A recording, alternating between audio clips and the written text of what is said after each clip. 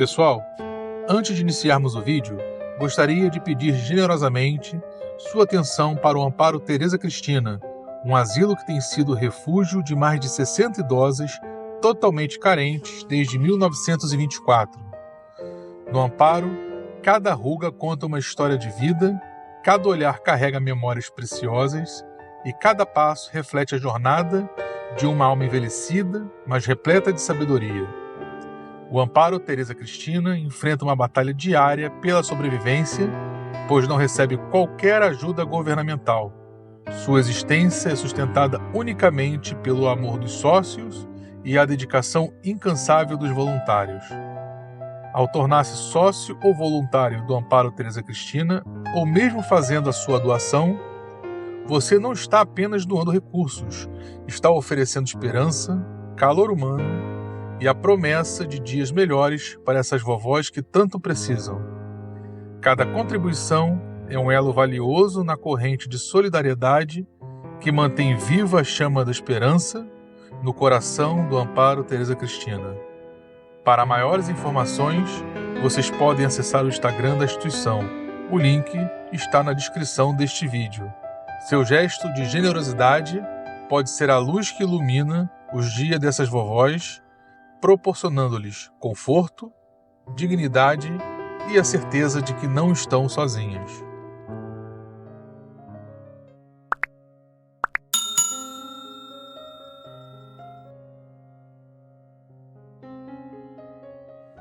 Mas, sem desejar fazer contraperguntas, porque às vezes a contrapergunta não é uma prova de consideração para quem perguntou, mas a Bíblia é o nosso livro santo, livro de todos os cristãos.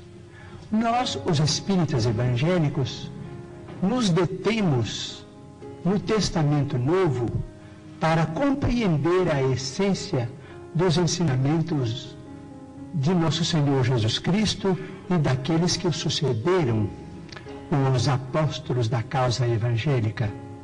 Não temos maior intimidade com o Velho Testamento, entretanto pedimos permissão ao nosso caro pastor evangélico, Sr. Manuel de Melo, para considerar que no livro de Gênesis, no capítulo 4, versículos 16 e 17, vamos encontrar uma questão muito interessante para nossos estudos em conjunto, porque nós todos somos estudantes das letras sagradas.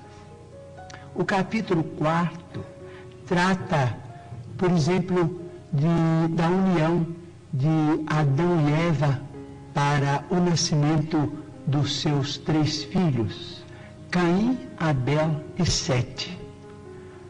Sabemos por esse texto, o capítulo 4 do livro de Gênesis de Moisés, que Caim exterminou Abel. Entretanto, nos versículos 16 e 17, nós encontramos uma informação muito curiosa, a informação de que Caim, em se retirando da face de Deus, se dirigiu para uma cidade ou uma terra chamada Nod, onde ele desposou aquela que foi sua esposa e teve com ela uma grande descendência.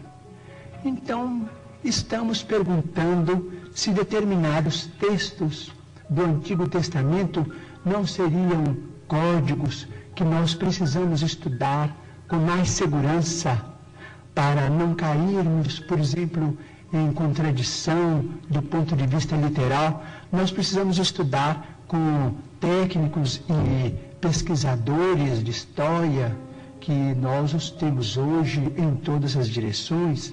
Digo isso com o máximo respeito, porque se Caim matou Abel antes do nascimento de Sete, mas casou-se numa cidade chamada Nod, onde encontrou a sua mulher, aquela que foi sua esposa, e com ela teve uma grande descendência, o assunto exige estudos especiais de nós todos.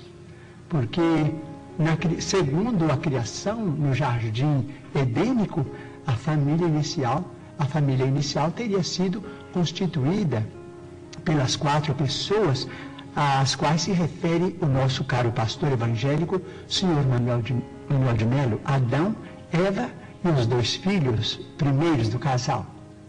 Vamos estudar então a questão com respeito à reencarnação. Mas o Manuel de Melo tem que estudar também, né?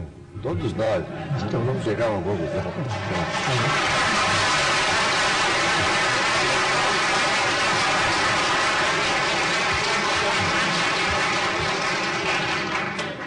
Bom, com respeito à reencarnação, posso dizer? Pode, Chico. Com respeito à reencarnação, nós, os espíritas, estamos diante de uma realidade inconteste para nós. Normalmente, na vida mediúnica, temos assistido, nestes quase 45 anos de espiritismo evangélico à luz dos princípios kardecianos, a desencarnações e reencarnações. Mas permitimos-nos também perguntar ao senhor Manuel de Melo, nosso caro pastor evangélico, senhor da pergunta, e também àqueles que fazem objeções contra os princípios da reencarnação, permitimos-nos perguntar sobre o sofrimento das crianças.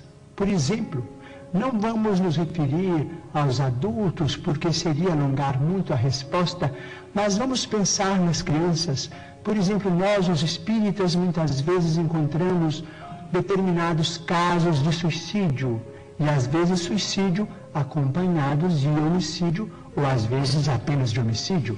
Mas vamos encontrar esses problemas do complexo de culpa levado para além desta vida, e depois esse complexo de culpa renascido com aquele que é responsável por ele através de sofrimentos que só podemos entender através da reencarnação. Por exemplo, muitas vezes temos encontrado, por exemplo, irmãos nossos suicidas que dispararam um tiro contra o coração e que voltam com a cardiopatia congênita ou com determinados fenômenos que a medicina classifica dentro da chamada tetralogia de Fallot. Nós vimos companheiros que quiseram morrer voluntariamente pelo enforcamento e que voltam com a paraplegia infantil, comumente chamada de enfermidade de Lytton. Nós vemos muitos daqueles que preferiram o veneno e que voltam com malformações congênitas, com problemas miopáticos, com o mixedema, aqueles que às vezes violentam o próprio ventre e que voltam também sofrendo as tendências e que às vezes acabam se desencarnando com o chamado infarto mesentérico.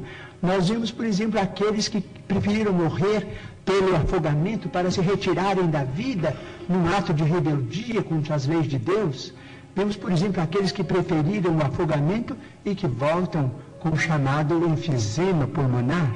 Aqueles que dispararam tiros no próprio crânio e que voltam com tantos fenômenos dolorosos, como, por exemplo, a idiotia, a acromegalia, quando o tiro, vamos dizer, quando o projétil alcança a hipófise, porque nós estamos em nosso corpo físico subordinado ao nosso corpo espiritual.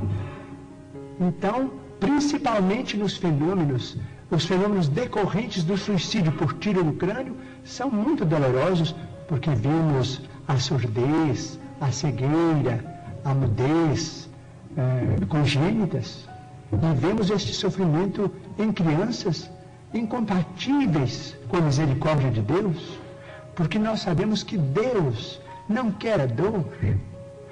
Diz Emmanuel, se Deus quisesse a dor, Ele não teria nos dado a anestesia através da medicina.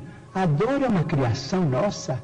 Chegamos ao além com um determinado complexo de culpa e pedimos para voltar ao corpo trazendo as consequências de nossos próprios atos menos felizes?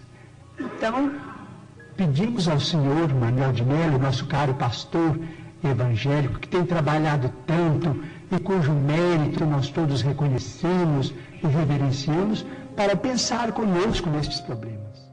E para que juntos possamos contribuir para um mundo melhor, cheio de amor, paz e espiritualidade, nos ajude se inscrevendo em nosso canal, comentando e compartilhando este vídeo. Muito obrigado por estar conosco nesta jornada. Fiquem com Deus.